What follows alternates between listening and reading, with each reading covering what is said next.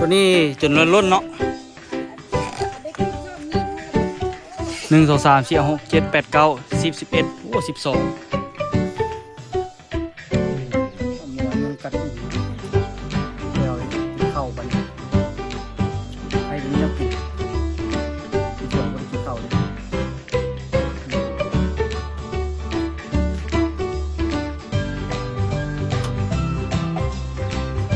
จกยางแล้วทุกคนหน้าแดงอ่องต้อง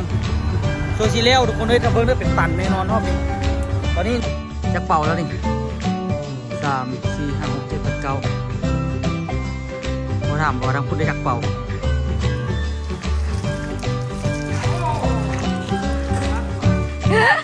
ต้องจับทางก้นพุ่นตู่ต้องไปดูทางนั้นของแท้ได้สบายดีทุกคนสบายดีตอนเอาสีแรงแล้วแหละ มื้อนี้นี่กะมาจกยางสวยสคูลนะทุกคนมืดกะมากะมื้อเช้านี่กะพากันเฮ็ดโต๊ะทุกคนเฮ็ดโต๊ะแล้วก็เฮ็ดมะยองมะแยงและนี่กะสารเนี่ยมื้อนี้ก็เลยแบบว่าสคูลป้าคิดว่าสิมีแบบว่ากุ้งมาสวยเบิ่งเป๊ะเราสองผู้เบียมีแต่ชอบคนหาบริตัวมาสวยแล้วซาดส่วนเราสิยัดส่วนเราสิลงไปขนนี่โอ้ยผมเป็นธรรมดาเด้อสิแล้วนี่ชอบคนกับคนเดี๋ยวนี้แหละเป๊ะๆบางๆเลยเฮ็ดนึงเมื่อยก็เนาะเขาเจ้าว่าเป็นอันนี้แฮงบ่ให้เฮ็ดเวียกหนักซ้ำบ่ให้เฮ็ดเวียกเลยเฮ็ดเวียกแล้วมันแบบน้ำตาลตกเป็นบาทท่านนะพอสดกับขั้นเฮ็ดแล้วแม่นต้องนี่มีแนวหวานๆใกล้ๆโตพร้อมคันเราน้ำตาลตกบ่ได้เหือซะเหือแตกซะแล้วก็เสียงสั่น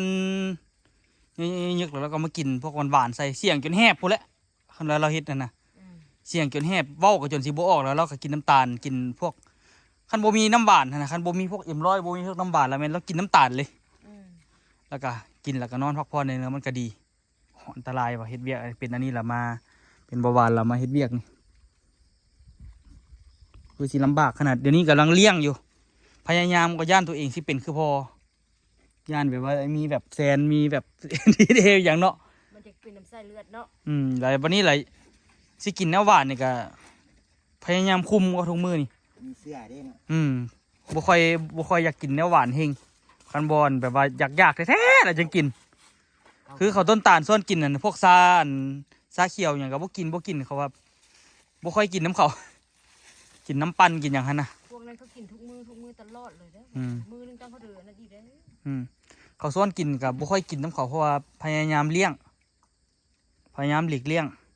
เบิ่งมื้อนี้โอ้อย่างบ่ธรรมดาเด้อมื้อนี้เด้อคนก็ใกล้สิแล้วแล้วแหละแต่ว่า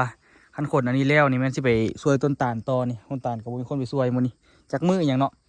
มื้อบ่มีคนมื้อนี้มือมีคนแล้วการมีคนอันเสียอยู่บ้านมีคนเสียชีวิตอยู่บ้านก็เลยแบบว่าคนมาเฮ็ดเวียกนี่ก็บ่ค่อยมีแน่เนาะบางคนเพิ่นทื่อเด้แบบว่าคนเสียอยู่บ้านแล้วบ่ไปเฮ็ดเวียกเลยหั่นนะบางคนเขาก็ทื่อบางคนก็บ่ทื่อคือเฮานี่ต้องได้เฮ็ดเพราะว่าเฮานอนเฝ้าบ่ไว้ต้องมือค่ายแหละเด้เฮาต้องเฮ็ดเด้โอ้สิไปถือนั้นบ่ได้ดอกบ่ได้เพื่อนนี่ก็เฝ้าแท้เฝ้าว่าย่านทางนี่เด้ใกล้ทางเด้เอานอนใส่แต่ละคืนก็นอนอยู่เที่ยงแล้วแต่ว่าเพื่อจะได้นอนก็เกือบเที่ยงคืนหมดเลยเลาะอยู่ดีเลาะอยู่ดีแล้วก็ไตไฟมันซาดลงมามืดคืนเลยไตไฟตัวนั้นซาดลงมาสอดแจ้งครับไปสอดแจ้งอยู่อ่ะถ้าอิดบ่ใช่เอาไฟเหลืองมันสอดแจ้งในอยู่แต่มันกุ้มบ่ดุนมันสิคอยเขาคอยเขาสิทัดได้ซากตั้งแต่ซื้อมาบ่ซากเลยเอาฟ้าบ่เด็ดดิเอาไปซากไฟบ้านก็ได้น่ะเราบ่ได้ไปบ่ซากเลยนะเราก็บ่อันนั้นเอาไปซากไฟบ้านก็มันยังเต็มดีก็ได้ไปเอาไปซากอันซากไฟบ้านบ่เดียวก็เต็มซากโซลาร์เซลล์คือสิบ่กุ้มดอกแต่มันก็ได้อยู่แก้ไขได้อยู่จักทุกคนเนาะเดี๋ยวสิเล็งเฮ็ดอันนี้หลักสิไปช่วยต้นตาลแล้วเพราะว่าต้นตาลก็บ่มีไผช่วยมื้อนี้เป็นมื้อมีคนเสียชีวิตอยู่ในบ้านทุกคนก่อนมันก็เลยแบบว่าบ่ค่อยมีคนปานใดยิบเล็งตอนนี้นี่ปะโธปกติสิเป็นคนอยู่รอมื้อนี้ได้จกเองกินบ่ให้เว้ามื้อนี้นี่ถึงเขาสิใส่ถุงมือกะติดหน้าติดตานะเบิ่งอันสกุลปึ๊ดฟาดพริศนาเลยเม็ดเปอะเลยว่ะท้องตัวเองดมได้อยู่ท้องผู้อื่นนิ้วกายก็คือว่าเม็ดแหงท้องตัวเองพอดมได้อยู่ตอนนี้ฟาด เอามาเนี่ยมันติดหน้าเลยเอาเสื้อได้เซ็ตติดหน้าได้เสื้อเซ็ต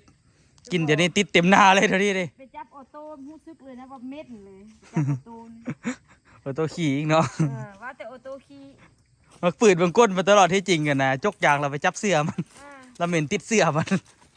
ขี่มันก็ตั้งเหม็นพี่ลึกแน่บอกว่าโต้หั่นเดี๋ยวนี้ใครแล้วกินนมมันถึกละ เอามันท่ายดิคันมันบ่ท่ายมันเหม็นแท้ หมอทายต่อยกี้ทายกับเหม็นแต่ว่ามันขี่แข็งๆมันก็เหม็นเป็นน้ำมันบุถึกนมนะ บ่ถึกลง แต่ว่าบ่ให้มันกินป่นละบัดนี้กินนมแต่อันนั่นและก็จบละออโต้นี่กินป่นบ่ได้เลยทุกคน กิน พี่ลึกขนาด ไอ้เกือหันกินนมมันปะนมแม่แล้วก็กินนมอันเดี๋ยวก็อันตัวเป็นมากอันองุ่นหนนะตัวกล้องสีม่วงหนนะนมวิตามิวน มเปรี้ยวนะวิตามิวนะ กินตัวนั้นก็เกิน โอ้ กินตัวนั้นแล้วก็กินไปกินมามันเบื่อเองเศร้าเองเลย นั่นนะ เออ มีเบื่ออีกว่ะ อู้ทีแรกก็มดแพ็ค2 แพ็ค 3 แพ็คแล้วนำเขานั่นแล้วก็เบื่อเองเศร้าเลยเบื่อแล้วมันก็เศร้าเนาะ แล้วว่าหูเศร้าปกติเด็กน้อยมันสิบ่เศร้าเด้แห้งเต็กเขาได้เด็กน้อยใหญ่มันแห้งกินไปอันนี้บอกอุ้ยยุบอยู่แล้วว่าเศร้าเลยง่ายได้ไข่เกิน ตอนตาลเฮียนมันก็เฮียนได้อยู่ว่ะ ต้นตาลว่ะเหียนหนังสือว่ะ แม่น ต้นตาลเหียนเก่งก่อ นั่นนะ อยู่ป .5 หันได้ไปเซ็งนักเหียนเก่งก่อ เสียงเฮียนเก่งอีก แล้ว เสียหลักว่ะ มาอยู่ม .3 มาเดี๋ยวไม่มีโทรศัพท์ดิบัดนี้ เออ แล้วก็เริ่มโบอันนั้นเลย แต่ว่าเรื่องไปซื้อมักซูนไปอันเดียวอันนี้บ่ได้เสียได้บักตาลน่ะบ่ได้เสียค่ามักซูนคือเข้าอันกุ๊กกิ๊กเหียนทุกมื้อนี่ได้ ยอมแต่อันในบ้านเนี่ยไทยบ้านนี่ว่ามีเสียค่าวัคซีนนี่แหละงึดเกินแน่งึดว่ะ มักซูนนึงน่ะ งึดยังว่าน่ะ บักตาลบ่ได้เสียอีตุกบ่ได้เสีย อยู่ตั้งแต่เข้าเฮียนมาแต่น้อยจนใหญ่บ่เคยมีนะนี่ หามาได้ยินนี่ละบ่ อันเว้าเรื่องว่าอันซื้อวัคซีนนี่งึดแท้อันจนคันมีลูกก็บ่อยากเอาเข้านะโอ้แท้เด้บ่แม่นตั้งเว้าแหละมันพิลึกพิโลโพดอย่างขี้ไล่นี่ตอนเฮียนอยู่เวียงหรือว่าอยู่บ้านก็คันมื้อใดแบบบ่ได้เสี่ยงนี่ต้องได้ไปเสี่ยงรวมกับห้องอื่น แม่นต้อง หาเวลาไปเสี่ยงกับห้องอื่นหรือบ่ซั่นคันว่าอันน่ะห้องอื่นก็เสี่ยงมื้อแล้วนี่ยามอาจารย์ว่างนี่น่ะอาจารย์สิไปนั่งอยู่โต๊ะเอาไปนั่งอยู่ห้องการพุ่นนำแล้วก็เสี่ยงจักคนก็เสี่ยง2คน3คนก็เสี่ยง อันนี้บ่เลย อันนี้แหละว่า เก่งวิชานี่ก็คือเอามักซูนไปโลดแหละ อันจ่ายเงินละแล้วบ่หรือว่าอันจังได๋หรือว่าต้องได้เสี่ยงคือเก่า จ่ายเงินแล้วก็แล้วก็มาเซ็งเพราะว่าเจ้าวิชานี่เนาะวิชานี่เจ้าอันคาดเราได้มักซูนแล้วฮอดยามเซ็งแล้วก็ไปเซ็งแต่ว่ามักซูนนั้นคือว่ากวดกาเจ้าต้องได้เสียอยู่แล้วล่ะนะ ก็อยู่ อันได้มักสูนหันย้อนบ่ไปเซ็งแม่นบ่ ไปเซ็งค่ะบ่ไปเห็นกวดกาหัน อืม เขาสรุปมาแล้ว ก็ได้กะคันที่ว่ากะ เลย คันสิว่าก็ตะกี้นี่ก็คันบ่จำเป็นแท้ๆก็เป็นบ่ขาดน้อยที่สุดแหละสิขาดที่ห้องน่ะคันบ่แม่นจำเป็นแท้ๆเอาว่าแล้วแม่นบ่ได้ขาดแหละอยู่ผู้หยังอยู่ตั้งแต่เฮียนมา อีนางตู้มันเป็นไข้กับบ่คาดบักตาลกับบ่คาดก็เด็กน้อย อื นี่ มใหญ่มาเด้ ใหญ่มานี่ก็บ่เห็นคาดก็บ่ได้มักซูนนำเข้าแล้วบักตาลก็ตั้งใจไปโรงเรียนได้เท่าแต่ว่าเป็นนักเลงตีกันซื้อ อืม ได้ไปขึ้นห้องการบ่ไปตีเข้าสิบ่อยากตัดผม อืม โอ้อันนี้ โอ้ยรอเนาะ ล้อเนาะบ่ว่าสุกอาจารย์เกือบอาจารย์ตกขึ้นได้เนาะมันเป็นชั้นซ่องเนาะ อืม อันอาจารย์สิขึ้นไปตัดผมสุกอาจารย์เกือบอาจารย์ตกขึ้นได้พุ่นล่ะบ่อันข้าวต้นตาลเพิ่นได้แม่ได้ไปเว้าควมแล้วบ่ อืม เว้าค ฮะ วม เว้ายาวให้บักตาลละเกี่ยวไปจกยาวก็ได้สิบ่แล้ว เว้า เว้าก่อนบักตาลละประวัติมันยาวคันเว้านี่บ่แล้วจังได๋ตกยางนี่ นี่ไปจกก่อน ก็ยังบ่แล้วเว้าประวัติอันต้นตาลนี่มันมีประวัติหลายคนมีประวัติ อ่ะทุกคนนั้นเดี๋ยวฟ้าวจกนี่แล้วก็ไปจกต้นตาลต่อเนาะพี่กวางเติบก็สวนพุ่นอยู่สู้พุ่นน่ะขีดฟ้าวจกก่อนทีแล้วละส่วนนี้จนล้นเนาะ คันได้คิดชอบมีดให้แล้วเป็นโอ้ 1 2 3 4 6 7 8 9 10 11โอ้12หวยต้นนี่มีหวังได้นี่นะ อย่ามาลุ้นกันอยู่นี่ ตันนี่มีหวังอยู่ได้ทุกคนเด้มีแหวหมด ตันหนึ่ง50 คุ้มค่าขนาดจะซื้อรถอันนี้ คุ้มแท้คุ้มว่ะรถหากิน เฮ็ดให้เฮ็ดนา บ่มีมันนี่ลำบากเลยเด้ใช้ชีวิตนี่ ยางเข้ามันเพื่อนแซนตายแต่ก่อน จ้างวัดเพื่อที่ได้แก่จะเก้าวัดทางเขาเด้ ท่าอีกไงเนาะ อีก ส่วนอันจกยางในจกจังไดจกกองเป็นจุดวะ จุดโป่งไว้ยัดปะไว้ มาแล้วก็ย่อขึ้นไป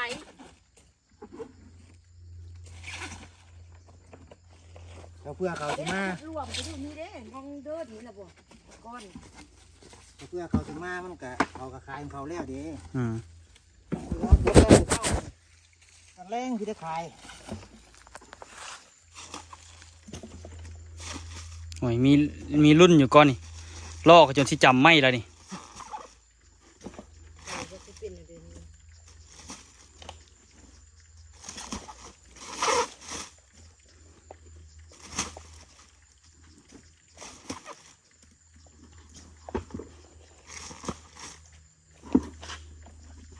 เขาบ่มีคนย่อว่ะเขา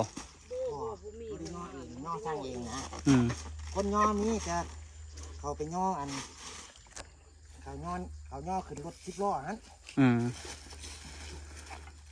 คนย่อนี่เราบ่มีเห็นบ่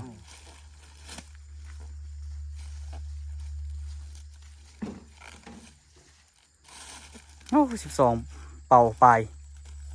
เป่าปลายสำเร็จบ่นี่ว่าบ่ได้12นี่12ปลายสำเร็จนี่นะโอ้แน่นอนละบัดนี้นะแน่นอนแล้วนี่12เป่านะมัดธรรมดาใครได้อันนี้มัดจนล้นขนาดมัดธรรมดานี่บ่หล่อนได้เนาะ ตั้งมัดธรรมดาย่านมันเล็บรถนะ เออ ก่อนสิได้15 เป่าแล้วมัน อืม เบิดรถ เอาแล้วล่ะทุกคนนี่เพิ่งเห็นหน้าเจ้าของนี่สภาพ แน่นอนนะต้นวันนี้เนาะแน่นอนอยู่ที่12ปลายพุ่นน่ะ ลองเบิ่ง อ่ะไปกินข้าวทุกคนเราก็สิไปยอน้ำเพิ่นโยนโรงงานอีกบัดหนึ่งสิไปกินข้าวก่อนเอาหมูอันยุงกัดนี่วันนี้เปลวเลยกินข้าวบัดนี้ใครจะมีแนวกินมันสวยบ่ได้กินข้าวเลยนี่ครับ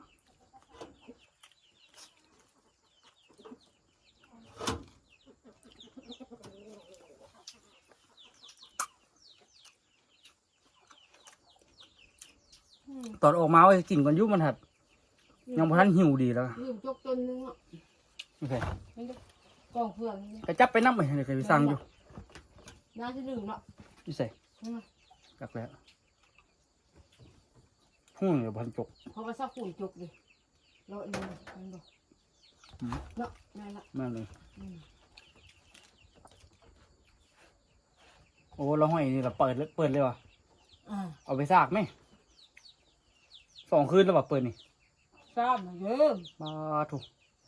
กุ้มไปแล้วมั้งนะ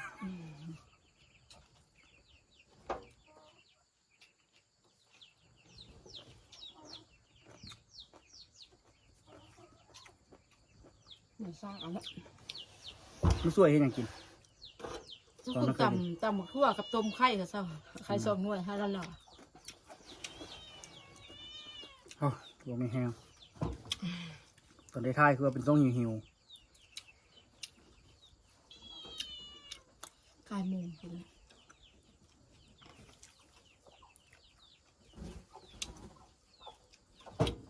ใครจะมีปลากระป๋องอยู่นี่ผมมีเวรเลย ปลากระป๋องกับมีนี่บวคาดเอาไว้ตลอด ตัวเล็กๆตัวมีกินกับพัดแซ่บเลยเนาะ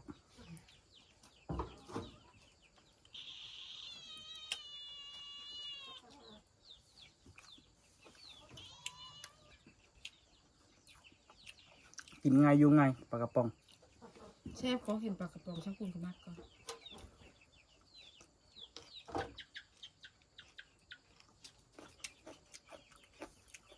ขั้นเอาแบบผักสุพังผักอย่างนี้ ผักกาดคิ้ว อันอยู่ไรเขาจะว่าสมผักเสียนเป็นผักอีกอย่าง ช่างคุณบ่เห็นน่ะเห็นช่างคุณยังสิบอกกับเบิ่งเป็น อยู่กับมีเหรอ นี่ อยู่เราวเอิ้นผักเสียนเหรอ ผักเสียงค่ะ อยู่ตลาดเขาคือบ่มีขายสันสมผักเสียน อยากจ้างหับปลูกเอาราคานั่นเอง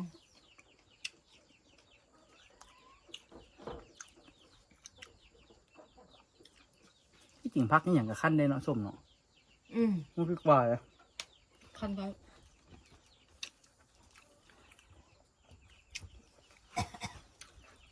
ไปเอาแนวอันนั้นมาปลูกไหมอันน่ะผักกาดออสเตรเลียพอสดปลูกแล้วมัน ต้นใหญ่เลยเนาะ มันก็ใหญ่แล้วตัดกินแต่ใบมันนั่นน่ะเอามาคั่นส้มน่ะ แซ่บบ่ ถามว่าแซ่บกับบ่สู้ผักเขาแต่ว่าคั่นส้มมันก็แซ่บเลยใช่ไงอ้าวคือว่าไปเลยยังบ่ไปวันนี้น่ะ ใส่เครื่องก่อนเนี่ยดื่มจกต้นนึง พอจะเอาไปแล้ว เปลืองนี่จ้ะแม่นบ่จ้งไว้เอาจ้งวะ แล้วก็เอาไป เอาไปแล้วแหละ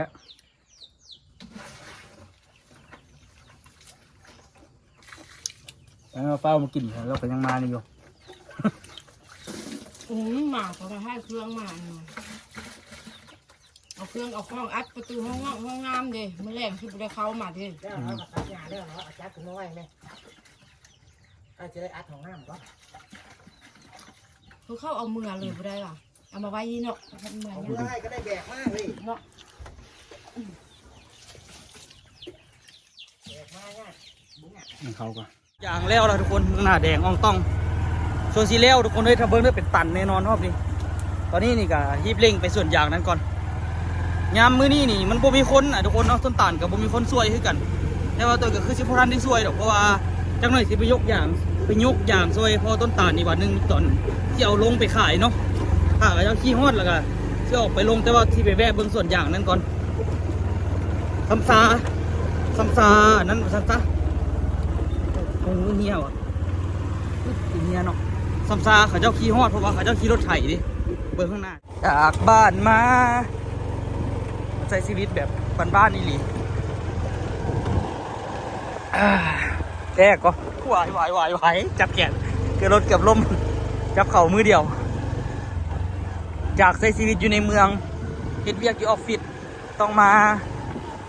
ใช้ชีวิตแบบบ้านๆแต่ก็มีความสุขดีอยู่ทุกคนมัน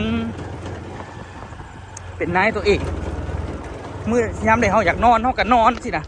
ยามใดเฮาอยากตื่นก็ตื่นยังสวยก็ได้ มันได้ใช้ชีวิตแบบแปลกใหม่ไปเรื่อยๆเนาะคัดอยู่ห้องการก็ใช้ชีวิตแบบเดิมๆอยู่นั่นแหละวนไปวนมาเรียกออฟฟิศเนาะทุกคนกับบ่ตีดอกแล้วแต่ละคนมักตัวก็รู้สึกว่าอยู่ออฟฟิศแล้วมันอยู่บ่ได้คือว่าแหละทุกคนก่อนอันนี้ตัวก็เฮ็ดเวียกมา7 เดือนรู้สึกว่าอยู่บ่ได้ก็เลยลองออกมานั่นนี้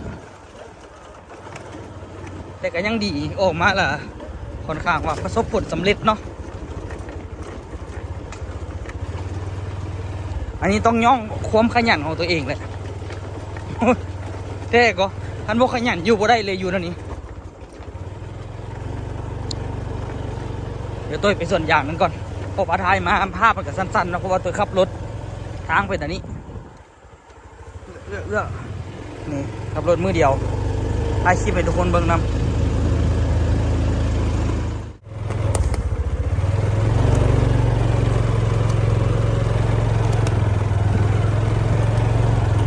เป็นแนวไล่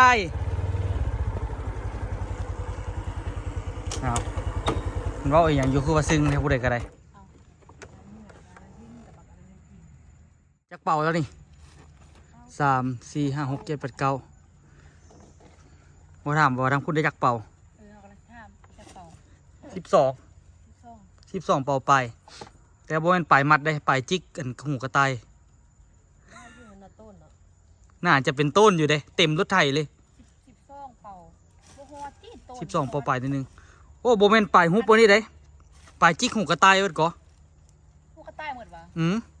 ถูกเป่าประมาณ70โลแล้วฮะประมาณเป่า70โลแหละ70ที่ปลายนี่ใบที่พอยัดเป่า70ไอ้ว่าได้ต้นก่อรอบนี้เอาเขาฮอดเสร็จละกับไอ้ตอน2 คนว่ะ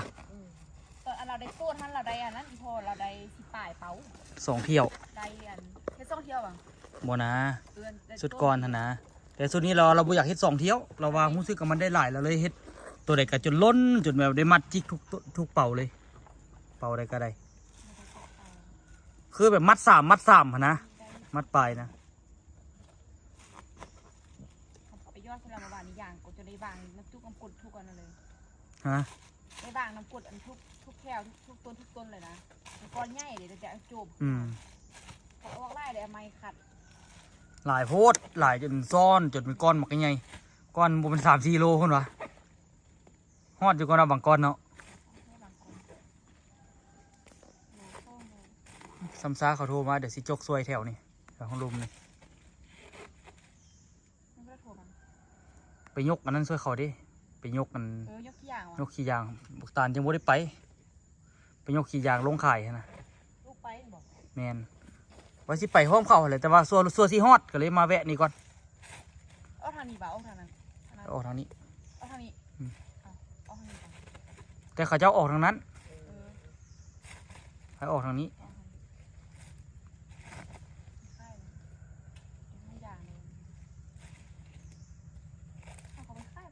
บ่เคยเข้ามานี่จักเทื่อคุณชื่อว่าเคยเข้ามานี่รอบที่2บ่ตะกี้เคยเข้ามาอยู่บอมอยู่เขาเจ้าก็มาขายอยู่นี่ให้กันถ้าพอต้นตาลมาฮอดแล้วก็ย่ออย่างนี่สวยเพราะว่าได้ย่อลงรถนะทุกคนย่อลงรถแล้วก็ค่อยๆแบบค่อยๆสั่งเทละอันนะก็เลยแบบว่ามาท่าย่อเสื้อเขาเจ้าก่อนแล้วพอแล้วจึงสิกลับเนาะผมอยู่เขาเจ้าก็มาขายให้กันมาแต่ไกลพุ่นแป๊บพุ่น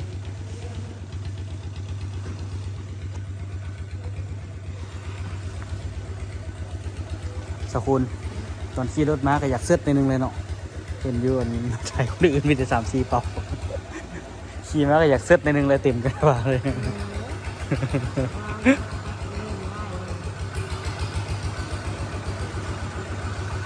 สิแล้วต้องได้ท่าเขาเจ้าขึ้นแล้วก็ขึ้นลง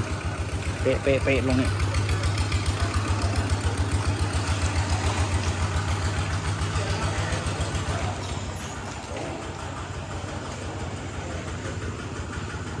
โอ้เราหมัดพร้อม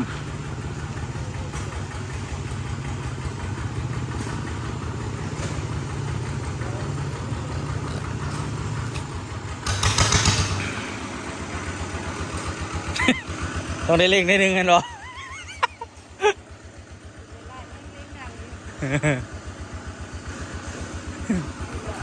พอเกอร์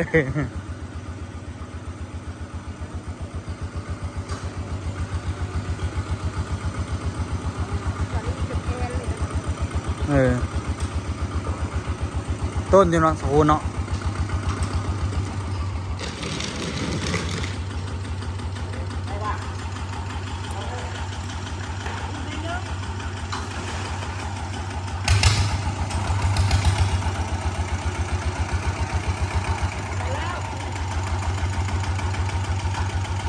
ต้องได้ท่าตามคิวเนาะทุกคน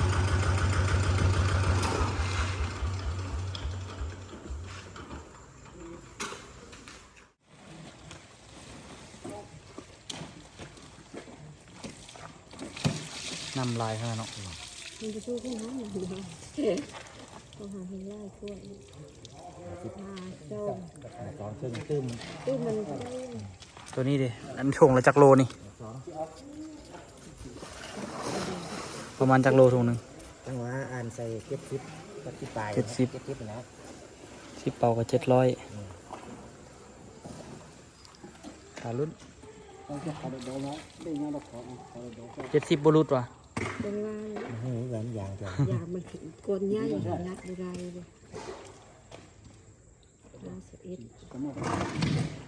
52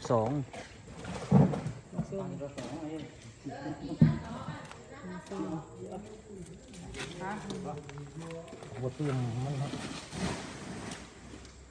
แต่แกต้องรอดรถมาอันนี้ต้องใส่เกือบบกโอ้โหเว้ยหาก็มาเธอทำอิดใส่เกือบโบกเลยคันหูเนี่ยใส่เกือบโบกมาเอาหน่อยนี่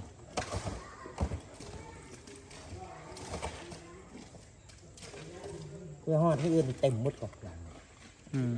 เต็มหมดเลยฮอดทั้งนั้นก็หลายเจ้าคนเนาะอันนี้เริ่มรถมาขนหลายหอบเต๋อได้เนาะรถลากดี2-3 คันใช้ดอกตัวบ้านรถลากลาย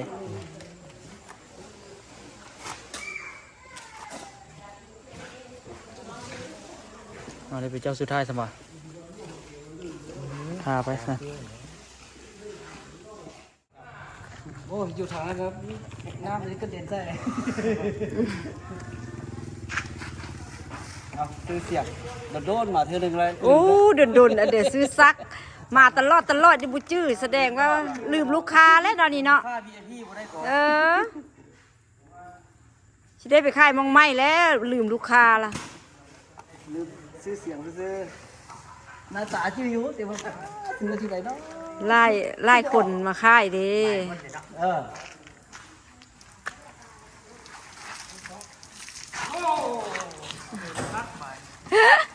ต้องจับทางก้นพุ่นตู่ต้องไปอยู่ทางนั้นของแท้ได้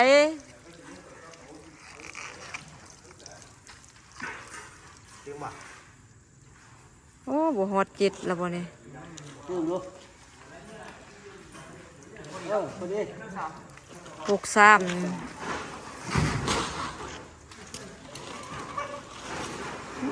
โอ้โหเลยตอนนี้นะ ของแท้เด้อ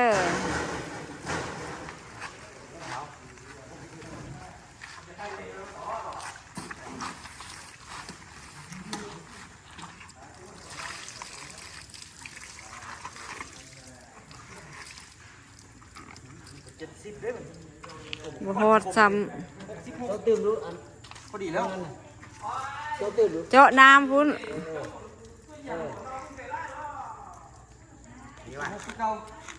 67 66เนาะ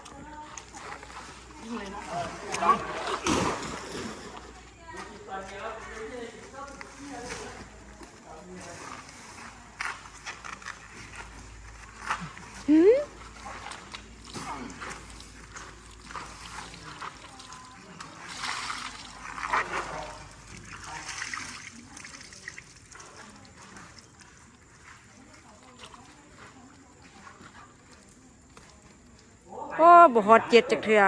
68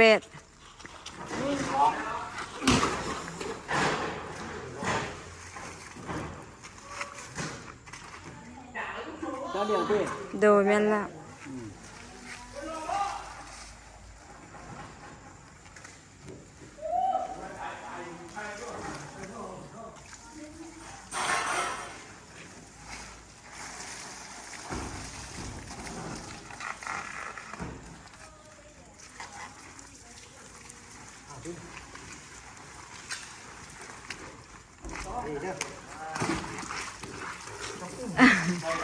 ตัวมันยั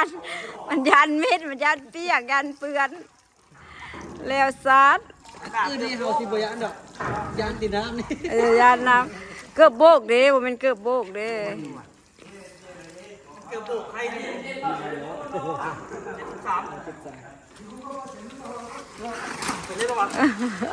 แล้วเรียบร้อย เรียบร้อยแล้วแหละตัวเอ้ย มันยกสวยทำอิด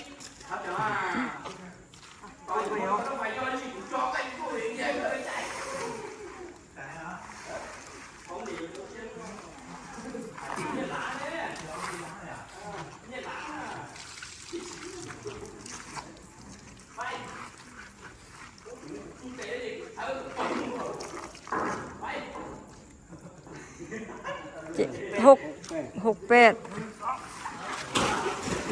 เอาออกจากถุงซักมาได้มันบ่ติดกันเด้บ่ติดกันเด้มันนี่ลมมาให้อีกลมมาให้อีกไว้ลมอีกสามเปล่าละมาทางหน้านี่นะทางหลังนี่นะ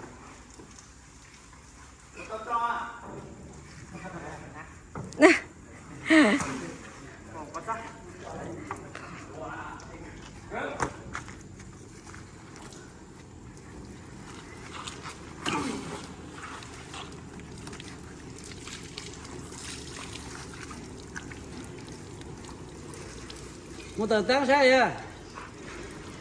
72 คุณนิดนึงมั้ย ได้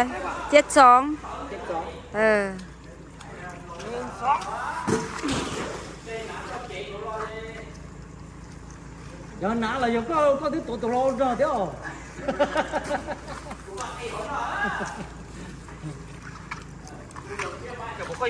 à tí ra một bớt bài thì cái เอาสกอตแดนเซอร์ให้มันได้นั่น này ได้แล้ว 69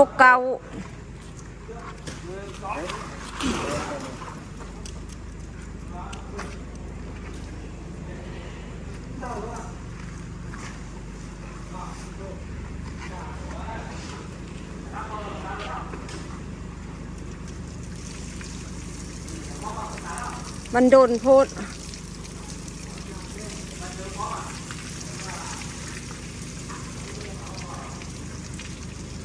那只要地手高些地，路的种个不种啊。phải mất khí đi chỗ chỗ tờ โอ้ย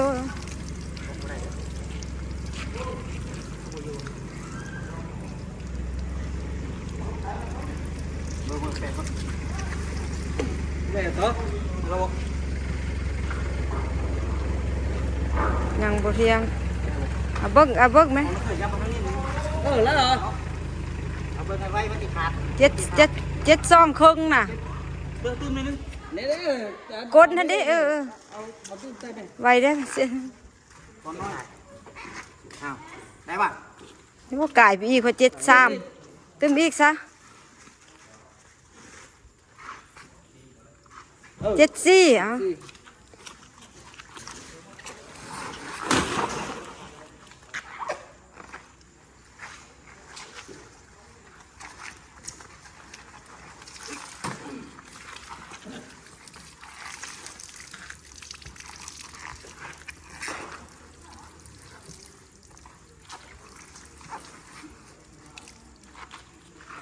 ได้ป่ะ เอาเสื้อให้มันได้7บ่ได้ฮอดบ่เสื้ออีกให้มันได้6อันน่ะ ได้ป่ะอีก 68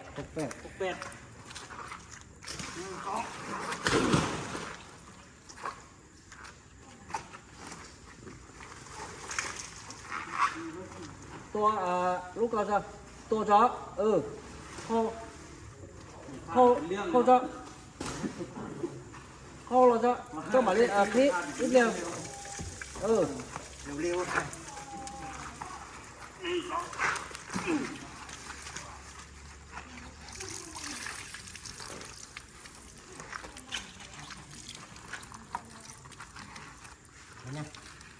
นั่นละ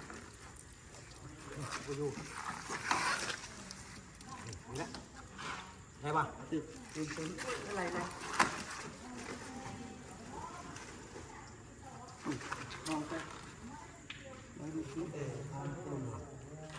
ได้ป่ะได้แล้วพอดี69 โล เก้า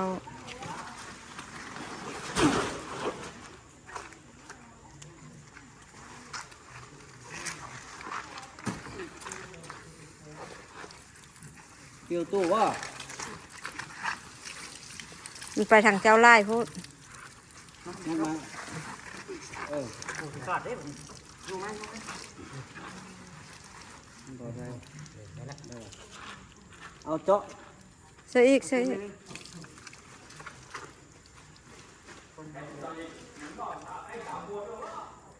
ได้ป่ะอีก อีกกายมันกายไปได้แล้ว ได้ละ 7 โลพอดี 67เจ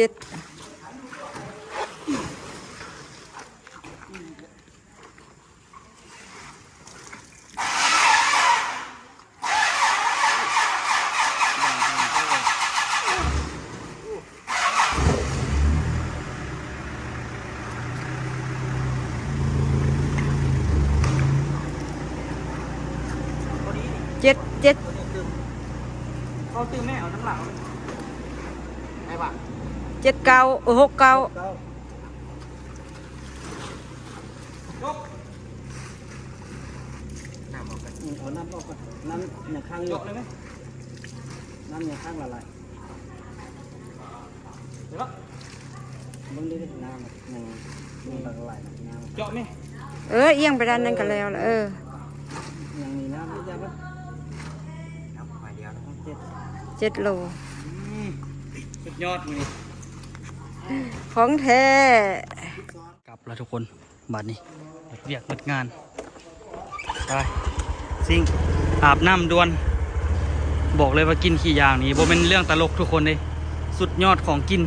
ติดโตในปฏิโรใครได้ใส่ถุงมือบ่ใส่ถุงมือแล้วถูกเขี้ยวนี่เกือบโอ้ไปซักก็ไปห้อนดีไปซักมันเกือบนี่ด่วนเลยถือเกือบถือส่งก็ได้ไปแซ่น้ำไปซักด่วนเลยเอาทุกคนไปเจอกันคลิปหน้าทุกคนเด้อโอ้สุดยอดกินแต่ว่าใครแต่มือบ่เหม็นก็โอเคละเพราะว่ามือเวลากินข้าวเวลานั้นกินข้าวดังเนี่ยปฏิโรรู้แหละแสบกระบาดไว้เจอกันคลิปหน้าทุกคนเด้อไปละบ๊ายบายอาบน้ำก่อน